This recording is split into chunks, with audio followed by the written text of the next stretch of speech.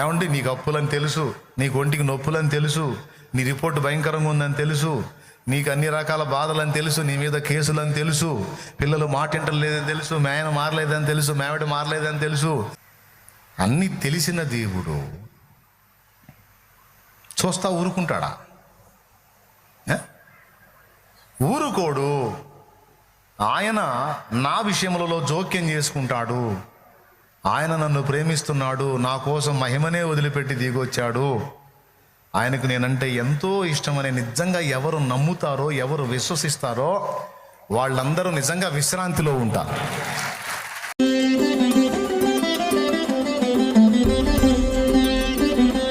యేసయ్య మంచోడు, చాలా మంచోడు, ఏమనడని పాట పాడుకోవద్దు. యేసయ్య ఎంత మంచోడో, తీర్పు తీర్చున్నప్పుడు, న్యాయము కనపరుచున్నప్పుడు అంత ఉగ్రత కూడా. మంచోడికి కోపం రాదు, కానీ మంచోడికి కోపం వచ్చిందంటే ఇంకేం మిగలదు. ఎంతమంది ఒప్పుకుంటారు? మంచోడికి కోపం రాదు సామాన్యంగా. వచ్చిందా? మంచోడికి కోపం వచ్చిందంటే గొప్ప చెడు జరిగిందని అర్థం. వాని కోపం వచ్చిందంటే ఇంకేం మిగలుతాం. అలాగే యేసయ్యకు ఉగ్రత వచ్చిన నాడు, గొర్రె పిల్ల మహోగ్రత వచ్చిన నాడు కొండల దగ్గరికి వెళ్ళి, బండల దగ్గరికి వెళ్ళి మమ్మల్ని కప్పండి అని వేడుకుంటారట. యెషయా గ్రంథంలో ఉందే, కొండలారా మమ్మల్ని కప్పుడి, అయ్యో గొర్రె పిల్ల ఉగ్రత వచ్చింది, దానికి తాళజాలిన వాడెవడు అని కేకలేసుకుంటా పరిగెత్తితే కొండలు పారిపోయినాయట. ఆ ఉగ్రతకు మేమే బూడిదైపోతాం. నిన్నాడు కాపాడేవురా. ఏందనుకున్నారు యేసయ్య? నువ్వు ఏ కథ చెప్పినా నాకు తెలుసు, నేను కూడా అట్లా మనిషిగానే వచ్చాను, మనిషి కుమారుడిని చెప్పు మ్యాటర్ అంటాడు. ఎంతమందికి అర్థమవుతుంది సోదరులారా? నువ్వు ఎంత మ్యాటర్ చెబితే ఎవరికి అర్థమైంది అంటారా? నిజంగా అర్థమైందా? దేవునికి మహిమ. మన పునాది ఎవరు? మొట్టమొదట యేసయ్య. యేసయ్య దేవుడా మానవుడా? సంపూర్ణ దేవుడు మరియు సంపూర్ణ మానవుడు. మన కోసం వచ్చినప్పుడు మనలో ఒకని వంటి వాడు. ఇప్పటిదాకా మనల్ని సేవ్ చేస్తుంది ఎవరు? ఇన్నాళ్ళు కాపాడినోడు, ఇక ముందు కూడా ఆయనే దిక్కు. మనం ఏం టెన్షన్ పడాల్సిన అవసరం ఏముంది? ఆయన లేకపోతే కదా, ఉన్నాడు కదా. ఏమండి నీకు అప్పులని తెలుసు, నీకు ఒంటికి నొప్పులని తెలుసు, నీ రిపోర్ట్ భయంకరంగా ఉందని తెలుసు, నీకు అన్ని రకాల బాధలని తెలుసు, నీ మీద కేసులని తెలుసు, పిల్లలు మాటింటలు లేదని తెలుసు, మేన మారలేదని తెలుసు, మేవిడ మారలేదని తెలుసు, పెద్దోళ్ళు నేను ఇబ్బంది పెడుతున్నారని తెలుసు, సొంత వాళ్ళే నేను నడి బజార్లో నిలబెట్టారని తెలుసు. మొత్తం నీ కథలన్నీ తెలుసు ఆయన. నువ్వు కొన్ని వ్యసనాల్లో ఉండి పడతాలు లెగుస్తా ఉన్నావని తెలుసు, కొన్నిటిని వదలలేక వెలవెల్లాడుతున్నావని తెలుసు. మొత్తం టోటల్ నీ మ్యాటర్ అంతా తెలుసు. అన్నీ తెలిసిన దేవుడు చూస్తా ఊరుకుంటాడా? ఊరుకోడు. ఆయన నా విషయములలో జోక్యం చేసుకుంటాడు. ఆయన నన్ను ప్రేమిస్తున్నాడు, నా కోసం మహిమనే వదిలిపెట్టి దిగొచ్చాడు. ఆయనకు నేనంటే ఎంతో ఇష్టమని నిజంగా ఎవరు నమ్ముతారో, ఎవరు విశ్వసిస్తారో వాళ్ళందరూ నిజంగా విశ్రాంతిలో ఉంటారు. ఇది నమ్మనోళ్లే దడ, ఆయాసం, నీరసం అన్నీ తెచ్చుకుంటారు. నేను చెబుతున్నాగా, నీ బాధల కథ అంతా తెలుసు ఆయనకి. తెలిసి కూడా ఆయన మౌనంగా ఉన్నాడంటే ఉంది కారణం, ఉంది సమయం ఉంది. ఖచ్చితంగా నీకు వ్యసనాలు ఉండే జయించలేకపోతున్నావా? నేను గ్యారెంటీ ఇస్తా, మాయరోగం పెట్టైనా సరే దాని నుంచి నిన్ను బయటికి తెస్తాడు. అవసరమైతే చావు అంచుల్లోకి తీసుకెళ్ళైనా సరే జన్మలో మళ్ళీ దాని పేరు ఎత్తకుండా చేస్తాడు. అంత సమర్థుడు. ఆయన ముందే చెబుతాడు, ఎందుకు అంత దాకా, ఎందుకు వద్దులే వదిలే అంటుంటాడు. మంచిగా చెప్తుంటాడు, వదిలే బేట వదిలే. నువ్వు మర్యాద వదలకుండా, ప్రభువా వదలలేకపోతున్నాను, నన్ను విడిపించు నాయన అన్నావు అనుకో, బాగా ఇబ్బంది పడుతున్నట్టున్నావుగా, సరేలేను ఒకసారి అట్ట పోయి తీసుకొస్తాడు. అప్పుడు కలవరింతలు వస్తాయి. ఓమ వద్దు నాయనో, నాకు ఆ పాపం వద్దు, ఆ వ్యసనం వద్దు నాయన. అక్కడి నుంచి ఇక అప్పులు, బాధలు, ఇరుకులు, ఇబ్బందులు, ఇక నువ్వు ఏ బాధలు చెబుతావో చెప్పు. కూటమి అయిపోయింది కదా, క్యూలోకి వస్తారు కదా, నేను చేతుల నుంచి ప్రార్థన చేస్తాంటే నన్ను చేయనీరు. వీళ్ళారా, ఆయనను విశ్వసించిన వాడు విశ్రాంతిలో ఉంటాడు. కాబట్టి ఏం ప్రాబ్లం లేదు. ప్రభు రెండవ రాకడ పర్యంతం నీ విశ్వాసాన్ని వదలకూడదు. ఎన్నన్నారా అని ఆయనకు తెలియకుండా ఏవి రావు. వచ్చిన వాటిని ఆయనే తొలగించి నీకు జయమిస్తాడు. Praise the Lord. మీ జీవితంలో మీకు బాగా గుర్తున్న రోజులు మహా అయితే ఎన్ని ఉంటాయి ఒకసారి చెప్పండి నాకు. నేను ముగిస్తున్నా నిజంగా, ఇదిగో బైబిల్ కూడా మోస్తున్నా. నీ జీవితంలో మీకు బాగా గుర్తున్న రోజులు ఎన్ని ఉంటాయి మహా ఉంటే? నేను చెప్పనా, చాలా తక్కువ ఉంటాయి. నీ జీవితంలో నీకు గుర్తున్న రోజులు ఏవో చెప్పనా నేను. ఒకటి, నువ్వు బాగా బాధపడిన రోజు, ఆశ్చర్యపోయిన రోజు, భయపడిన రోజు, ఇబ్బంది పడ్డ రోజు ఒకటి. రెండు, నువ్వు బాగా సంతోషపడ్డ రోజు. ఈ రెండు తప్ప ప్లెయిన్గా గడిచిన రోజులన్నీ ఒక్కటి కూడా నీకు గుర్తుండదు. ఎంతమంది ఒప్పుకుంటారు? మర్యాదగా ఒప్పుకోవాల్సిందే. పరిశోధన ఇక్కడ. నా లైఫ్ మొత్తాన్ని వెనక్కి తిరిగి చూసుకున్నా. నా జీవితంలో నాకు బాగా గుర్తున్న రోజులు ఏవయ్యా అంటే, నా బాల్యం నుంచి ఇప్పటిదాకా బాగా చిన్నతనంలో ఒక రోజు గుర్తుంది. అప్పుడు 100 రూపాయలు అంటే చాలా పెద్ద మొత్తం. మా ఇంట్లో దాచిపెట్టాడు మా నాన్న. మా అమ్మకి ఇస్తే మా అమ్మ ఏం చేసిందంటే, పాన్ డబ్బా లాంటి డబ్బా ఒకటి ఉంటే అందులో 100 రూపాయలు పెట్టి తాటాకుల సూరులో పెట్టింది. నేను చూసా. వాళ్ళు పనికి వెళ్ళిన తర్వాత నేను శుభ్రంగా స్టూల్ వేసుకొని ఎక్కి ఆ డబ్బా తీసి 100 రూపాయలు తీసుకెళ్ళి కొట్టుకు తీసుకెళ్ళి కొనుక్కున్నా. ఎంత కొనుక్కున్నా 100 రూపాయలు ఇచ్చాను. 1 రూపాయికి బిస్కెట్లు ఇస్తే 3 జేబులు నిండిపోయినాయి. నేను తిని అజయ్ అశోక్ ఉన్నారు కదా, మాకు చనిపోయిందని చెప్పాను, ఆమెకు కూడా ఇచ్చా. శుభ్రంగా తిన్నది. సాయంత్రానికి మా అమ్మోళ్ళు వచ్చారు. ఎరా డబ్బులు పోయి ఎవడు తీసాడని మా అన్నాయని మా అక్కాయని మొత్తాన్ని లైన్ పెట్టారు. మా అక్కాయని బాధారు కూడా పాపం. ఈ సీన్ అంతా చూస్తున్నా, దొంగ మనం, కానీ వాళ్ళకి తెలియదు. పాపం మా అక్కాయి బిస్కెట్లు తిన్నది కదా, వాళ్ళకి అర్థమైంది డబ్బులు ఎక్కడై అని కొట్టారు ఆమెని. కొడితే తన్నులు తిని ఆమె ఏం చేసిందంటే, నాకు తెలియదు, బిస్కెట్లు వీడే నాకు ఇచ్చాడని చెప్పింది. ఇక శుభ్రంగా మా అమ్మ దగ్గరికి వచ్చాయా దాయా యా దా అని ఎత్తుకుంది, చంకకి ఎత్తుకుంది. మా అమ్మ చంకను ఎత్తుకున్నది కూడా గుర్తుంది నాకు. 100 రూపాయలు యాడ్ పెట్టాయా, డబ్బులు యాడ్ పెట్టా అని మా అమ్మ కొంచెం దీనంగా అడిగేసరికి ఫ్లాట్ అయిపోయా. అయ్యి ఫలానా కొట్లో ఇచ్చా అన్న. నేరుగా పోయారు. ఆయన చూసా, ఇందాక తీసుకొచ్చాడు, మళ్ళీ వాడికి చిల్లరిస్తే ఎక్కడన్నా పడేస్తాడని నా దగ్గర పెట్టాను, డబ్బులు ఇచ్చాడు. ఇంటికి తీసుకొచ్చి మా నాన్న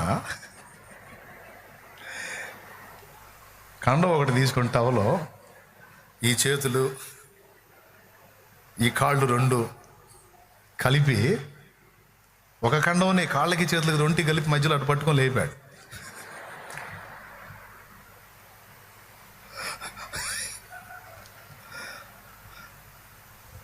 నా బాల్యంలో ఇలాంటి సన్నివేశాలు అరుదుగా కొన్ని మాత్రమే గుర్తున్నాయి. మరి నా బాల్యం అంతా ఎందుకు గుర్తులేదు అంటే, సాదాగా గడిచిపోయినటువంటి రోజులు ఏవీ గుర్తులేవు.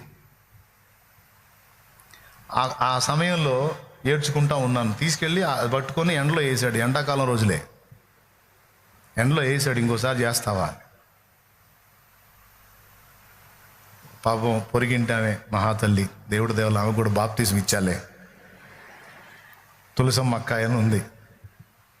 ఆమె వచ్చి పరిగెత్తుకుంటూ వచ్చి, పిచ్చోడు పశువుడు అయితే వాడు ఏంది వాడిని అంత ఎండలో వేసావని ఆ కండ విప్పేసి నన్ను తీసుకొని ఆమె సంకన వేసుకొని పోయింది. ఎండాకాలం రోజులు ఎందుకన్నానంటే, ఇంటికి తీసుకెళ్ళి మామిడికాయ పెట్టింది ఆమె, అది గుర్తుంది నాకు. ఇప్పుడు నేను ఇలాగ నా బాల్యం అంతా చెప్పగలనా? ఇప్పుడు నిన్ను అడుగుతున్నావు, నువ్వు చెప్పగలవా? ఏ చెబుతావు తెలుసా? నీకు చేదనిపించిన రోజులు చెబుతావు, లేదా మధురం అనిపించిన రోజులు ఏ చెప్తావు? ఒక్క మాట మిమ్మల్ని స్ట్రైట్గా అడుగుతున్నా, అసలు ఇలాంటి చేదైన మధురమైన రోజులు రెండూ లేకుండా లైఫ్ మొత్తం స్టార్టింగ్ నుంచి ముగింపు దాకా ప్లెయిన్గా గడిచిపోయింది అనుకో, అసలు నీ బతుకు ఒక అర్థం ఉంటుందా? అసలు అది బతుకేనా? పొద్దున్నే లేవటం, తినటం, నిద్రపోవటం, లేవటం, తినటం, నిద్రపోవటం, ఇంకే లేదు, రెండో పని లేదు. రోజు అదే విధంగా జీవితంలో ఏ చేదైన అనుభవాలు, ఏ మధురమైన అనుభవాలు ఏమీ లేకుండా లైఫ్ అంతా అలా ప్లెయిన్గా గడిచిపోయింది అనుకో, అది బతుకేనా? చివరికి చావు దగ్గరికి వచ్చేటప్పటికి గడిచిన జీవితంలో ఏం గుర్తుందండి? ఏం జరిగిందని గుర్తుంటానికి? సైకలాజికల్గా కొంచెం ఆలోచించండి ఆ మేధావిని.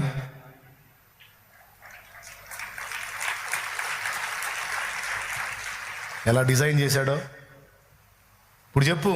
నాకే బాధలు వద్దు, నాకే కష్టాలు వద్దు, నాకే బాధ అని అడుగుతున్నా. ఏం వద్దంటే వద్దు అని ప్రార్థన చేస్తా. ఇక నీ బ్రతుకు ఎంత చేతరగా ఉంటుందో నీకు. అందుకే మన జీవితంలో కొన్ని మధురమైన అనుభవాలు రప్పిస్తాడు, కొన్ని చేదైన అనుభవాలు రప్పిస్తాడు, కొన్ని అవమానకరమైన అనుభవాలు రప్పిస్తాడు, కొన్ని ఘనతకు సంబంధించిన అనుభవాలు రప్పిస్తాడు, కొన్ని తృణీకారాలు, కొన్ని సన్మానాలు, కొన్ని తిరస్కారాలు, కొన్ని పురస్కారాలు, కొన్ని మాటల వలన నొప్పి. ఇవన్నీ మనకు అనుభవ పాఠాలు. రేపు మనం ఇతరులతో పంచుకోవాలన్నా, అక్కడికి పోయి దూతలతో మాట్లాడాలన్నా, పొద్దున్న లేచాను, తిన్నాను, నిద్రపోయాను, లేచాను, తిన్నాను, నిద్రపోయాను అంటే దూత తింటాడా? ఆ తర్వాత ఏం జరిగింది అంటే, నేను నా గతంలో ఛానల్ క్రితం కథ చెప్పేట్టు ఉంటుంది అన్నమాట. ముస్లిం నవాబుకు ఒక ఆయనకి కోరిక కలిగింది. మంత్రిని పిలిచి, నాకు ఒక కథ చెప్పాలి, దానికి అంతం ఉండకూడదు, నా అంతటా నేనే ఆపు అన్నదాకా దాన్ని ఆపకూడదు, అలాంటి కథ చెప్పినోడికి 1,00,000 వరహాలు బహుమానం ఇస్తానట. ప్రతి కథకి ఒక ఆరంభం, అంతం ఉంటుంది. కాబట్టి కొంతమంది వచ్చారు, ఒకవేళ చెప్పకపోతే వాడి కొరడా దెబ్బలు. అంటే 1,00,000 వరహాలు అంటే మామూలు సౌండా? కాబట్టి పాపం ఆశపడి కథ చెప్పడానికి వస్తున్నారు. వాడు చెప్పినవి కొద్ది రోజులు అయిపోతున్నాయి. ఒక ముసలోడు వచ్చాడు. ఒక ముసలోడు వచ్చి, నేను చెప్తాను, అంతము లేని కథ నేను చెప్తాను, మీరు నాకు అవకాశం ఇవ్వండి అంటే, చెప్పు, ఇప్పుడే మొదలు పెట్టమంటారా? ఇప్పుడే మొదలు పెట్టేసాయి. నా అంతటా నేను ఆపమన్నదాకా నువ్వు ఆపడానికి వీలు లేదు, కథ కంటిన్యూ అవ్వాల్సిందే అన్నమాట. ఓకే, నేను చెప్తాను. షాహీన్ షా మై బోలేంగే, నేను చెప్తా, ఆప్ సునో అని మొదలుపెట్టి, గండకీ నది తీరాన ఇంతని చెప్పలేని అతిపెద్ద పరిమాణం కలిగిన ఒక పెద్ద మహావృక్షం ఉంది. దాని మీద ఇన్నని చెప్పలేని, ఇంతని లెక్కించలేని, లెక్కలేనని పక్షులు ఉన్నాయి. బోలో బోలో అని ఇంట్రెస్ట్గా వింటున్నాడు. ఒకరోజు పొద్దున్నే తెల్లవారింది. తెల్లవారుగానే ఒక పక్షి నిద్రలేచింది. తుర్రుమని ఎగిరిపోయిందన్న. ఫిర్ అన్నాడంట. మళ్ళీ ఏం జరిగిందని, ఫిర్ బోలేతో అవరే పక్షి లేచింది, ఇంకొక పక్షి లేచింది, తుర్రుమనిపోయింది. ఫిర్ తుర్రుమనిపోయింది, ఫిర్ తుర్రుమనిపోయింది. క్యా తుర్రు రే, ఎన్ని పోతాయిరా అన్నాడు. నేను ముందే చెప్పాగా సార్, లెక్కలేనన్ని పక్షులు అన్నా. అది వీడు మామూలుడు కాదు, 1,00,000 వరహాలు ఇవ్వండి కాపురా బాబు నీ కథ అన్నాడు. ఇక నీకు ఈ చేదు తీపి అనుభవాలు ఏమి లేకపోతే, రేపు మనుషులకైనా దూతలకైనా, దూతాడు పిర్ అంటాడు, తుర్రు అని పొద్దునే లేచాను, తెల్లారింది, తిన్నాను, నిద్రపోయాను, అట్లా జరిగి జరిగి జరిగి ఒక రోజుకు సచ్చాను, ఇక్కడికి వచ్చాను అంట. ఇప్పుడు చెప్పండి, జీవితం అంటే అదేనా? మూడు బారిన జీవితాలను చిగురింపు చేయాలంటే ముందు 3 బారాలుగా. ఇప్పుడు వాడు, 3 బారిన జీవితాలను చిగురింపజేయగలవు నీవు, మారానుభవం మధురమైన అనుభవాలు నీకు జీవితంలో రావాలంటే ముందు మారా అనుభవం ఉండాలిగా. మారా అంటే చేదు. జీవితంలో చేదు అనే దాని అనుభవం రుచి చూస్తే కానీ మధురం యొక్క విలువ తెలియదు సోదరా. అరే నా జీవితంలో ఏ బాధలు ఉండదు అంటే ఎట్లా కుదురుతుందా? ఉండాలి, అన్ని రకాల పరిస్థితులు ఎదుర్కోవాలి. ఓకేనా? ఇప్పుడు నేను దాదాపు గంటకు పైన కూర్చోబెట్టాను. ఇప్పుడు నేను అందరం పైకి లేచి నిలబడదామంటే ఎంత హాయిగా ఉంటుంది. అదే ముందే నిలబడు, కాళ్ళు లాగి కూర్చుంటావు. ఇప్పుడు నేను కాసేపట్లో ఆమెనన్నాను అనుకో, ఎంత రిలీఫ్ ఉంటుంది. ఇంత కష్టపడి ఇప్పుడు ఇంటికి వెళ్ళి బిర్యానీ ప్లేట్లో పెట్టుకొని ఇక మొదలు పెడితే ఎట్లుంటుంది?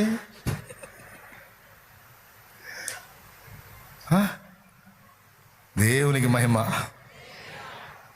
ఇంకలే చాలా మ్యాటర్ ఉందిలే, కానీ ఇంకా మూలవాక్యం దగ్గరికి రాలా. మరణము ఆయనను బంధించి ఉంచుట అసాధ్యము అన్నాడు. జీవితంలో రకరకాల పరిస్థితుల్లో తప్పించి ఇన్ని చేసే దేవుడు నీకు తోడై ఉన్నాడు. ఇది నమ్మితే నువ్వు ఎదురయ్యే పరిస్థితులన్నీ చూస్తూ ఇవన్నీ అనుభవాలనుకుంటూ కృతజ్ఞతలు చెప్తూ విశ్రాంతిలో ఉండాలి. ఓకేనా? యేసయ్య రెండవ రాకడ జరిగితే మృతులందరూ కూడా అక్షయులుగా లేపబడతారు. సమాధుల్లో ఉన్న వాళ్ళు బయటకు వస్తారు. నేను చెప్తున్నా, మనం కోల్పోయిన మన వారిని అందరినీ మళ్ళా చూస్తాం. చూడటమే కాదు, పర్మనెంట్గా వాళ్ళు మనతో, మనం వాళ్ళతో ఉంటాం. ఎందుకంటే ఈసారి వచ్చేది మట్టి శరీరం కాదు, మహిమ శరీరం. కాబట్టి కలత చెందాల్సిన అవసరం లేదు. మనందరం కూడా దానికి సిద్ధపడాలి. మరణము ఆయనను బంధించలేకపోయింది, ఆయన యందు విశ్వాసం ఉంచిన వారిని కూడా మరణము బంధించలేదు. స్తోత్రం. దాన్నే పునరుద్ధానం అన్నారు. చనిపోయినా మళ్ళీ తిరిగి ప్రభు లేచినట్టు తన యందు విశ్వాసం ఉంచిన వారిని తిరిగి లేపుటకు ఆయన సమర్థుడు. దాన్నే పునరుత్థానం అంటారు. పునాదులలో 1 యేసు అయితే, 2 మారు మనసు అయితే, 3 విశ్వాసం అయితే, 4 బాప్తిసములను కూర్చిన బోధ అయితే, 5 హస్తనిక్షేపణం అయితే, 6 మృతుల పునరుద్ధానం అయితే, 7 నిత్యమైన తీర్పు. ఇందులో 6వది మృతుల పునరుద్ధానం. అది మనకు తెలిసి ఉండాలి. ఎందుకు నమ్ముతున్నావు నువ్వు యేసు ప్రభునంటే? పునరుద్ధానము కొరకు నమ్ముతున్నాను. పాపం నుండి విమోచించి తన రక్తంతో కడిగి పరిశుద్ధపరిచి ఆయన బిడ్డగా నన్ను స్వీకరించి రేపు నన్ను పునరుద్ధానంలో అంత్య దినమున తిరిగి లేపుతాడు, తనతో పాటు తీసుకెళ్తాడనే విశ్వాసంతో నేను రక్షణకు వచ్చాను అన్నయ్య అని చెప్పాలి. ఇతరులకు కూడా ఆయన పునరుద్ధానాన్ని ప్రకటించాలి. కొంతమంది సిలువను మాత్రమే ప్రకటించి ఊరుకుంటున్నారు. సిలువను మాత్రమే ప్రకటిస్తే అసంపూర్ణం. సిలువ, మరణ, పునరుద్ధానములు. తిరిగి లేచింది కూడా చెప్పాలి యేసయ్య. మరణము ఆయనను బంధించి ఉంచుట అసాధ్యము, ఆయన యందు విశ్వాసం ఉంచిన వాడిని కూడా మరణము బంధించి ఉంచుట అసాధ్యము. మీలో రక్షణ పొందిన వాళ్ళు ఎంతమంది ఉన్నారో చేతులు ఎత్తండి. రక్షణ పొందిన వాళ్ళు అందరూ చేతులు ఎత్తి కదిలించండి. చేతులు ఎట్లా కదిలించండి. రైట్. ఎంతమంది అయితే ఇక్కడ రక్షణ పొందారో వీరందరూ కూడా ఒకవేళ యేసయ్య రాకడ త్వరలో జరిగితే ఇలాగే ఎత్తబడతారు. నేను దించమన్నానా? అదిగో చేతులెత్తిన బిడ్డలు రక్షణ పొందారు, పాపాలని కడుక్కున్నారు, పరిశుద్ధపరచబడ్డారు, ప్రభు శరీర రక్తాల్లో పాలివారయ్యారు, ప్రభుని తమలోకి స్వీకరించారు, యేసుకు చెందినవారయ్యారు. ఇప్పుడు ఎలాగైతే అలా చేతులు ఉంచారో, లేపి ఉంచారో, అలాగూ రాకడలో వాళ్ళు అలాగే ఎత్తబడతారు. ఇంకా రక్షణ పొందని వాళ్ళు, పాపులుగానే ఉన్నవారు ఒకవేళ యేసయ్య రాకడ సడన్గా జరిగితే విడవబడతారు. అందుకే చెప్తున్నాను, ఒకవేళ ఇక్కడ చేతులెత్తిన వాళ్ళు ప్రభు రాకకు ముందే మనం ఒకవేళ కన్ను మూస్తే, సమాధిలో పెట్టబడితే, యేసయ్య రెండవ రాకడలో కడబూరం రోగినప్పుడు, మృతులు అక్షయులుగా లేపబడినప్పుడు సమాధులన్నీ తెరవబడి పరిశుద్ధులంతా లెగుస్తారు. ఆ లేచే గుంపులో మీరు కూడా, నేను కూడా, మనందరం ఉంటాం. ఏది రాకడకు ముందే పోతే, రాకడ దాకుంటే ఇది త్వరలో జరగబోతుంది. ప్రకటన గ్రంథ నెరవేర్పులు ప్రారంభమయ్యాయి. చాలా దగ్గరకు వచ్చింది సమయం. మహా అయితే ఒక 30 ఏళ్ళు ఇంచుమించు, అంతే. నిడివి ఇంకెక్కువ లేదు. నేను ఎన్నోసార్లు చెప్పాను, మళ్ళీ చెప్తున్నా, 2100 దాకా లేదు యేసయ్య రాకడ. 60 లోపే ఇంచుమించు. ఇతమిద్దంగా చెప్పట్లా, మళ్ళీ రెడీగా ఉంటారు నా మీద. చెప్తున్నా, ఇంచుమించు. కొంచెం ముందు కావచ్చు, కొంచెం వెనక్కి కావచ్చు, కానీ రాకడ ఖాయం. ఈరోజు ఎన్నో శక్తులు ఏకమై ఆనాడు శక్తులు ఏకమై యేసును చంపి సమాధిలో పెట్టి రాయడ్డం పెట్టి గొలుసులు కట్టి అయిపోయింది అనుకున్నారు. బంధించారా? పేతురు అన్నాడు, మరణము ఆయనను బంధించి ఉంచుట సంఖ్యలు తెగిపోయాయి, రాయి పక్కకు దొల్లించబడింది, ఆయన పునరుద్ధానుడై సజీవుడై బయటకు వచ్చేశాడు. ఈరోజు కొంతమంది సత్యమై ఉన్న క్రీస్తు, వాక్యమై ఉన్న క్రీస్తు, ఆయన సువార్తను బంధించడానికి ప్రయత్నిస్తున్నారు. కొంతవరకు వారు గెలిచినట్టు అగపడుతున్నారు. జరిగిద్దా? యేసును బంధించుట అసాధ్యము, ఆయన సత్యమును వ్యాప్తి కాకుండా బంధించుట కూడా అసాధ్యమో. ఒక ధనవంతుడు ఒక ఓడ నిండా బైబిళ్ళు షిప్ వస్తుంటే ఆ షిప్పుని కొన్నాడట. రియల్గా జరిగింది. ఓడ మొత్తాన్ని డబ్బు పెట్టి కొన్నాడట. షిప్పు నిండా బైబిళ్ళు ఉన్నాయి, ప్రింటెడ్ బైబిల్. మొత్తాన్ని, ఆ షిప్పులో ఉన్నటువంటి బైబిల్ మొత్తాన్ని నీళ్ళలో ముంచి పడేశాడట, సముద్రంలో. కొన్ని సంవత్సరాల తర్వాత అతడు ఒక సముద్ర తీరంలో నడుస్తున్నాడట. సముద్ర తీరంలో బాగా బలహీనుడైపోయాడు. సముద్ర తీరాన్ని నడుస్తుంటే గాలికి ఒక పేపర్ వచ్చి అతని ముఖానికి అతుక్కుందట. ఆ పేపర్ తీసి చూశాడు. ఒక చిన్న మొక్క.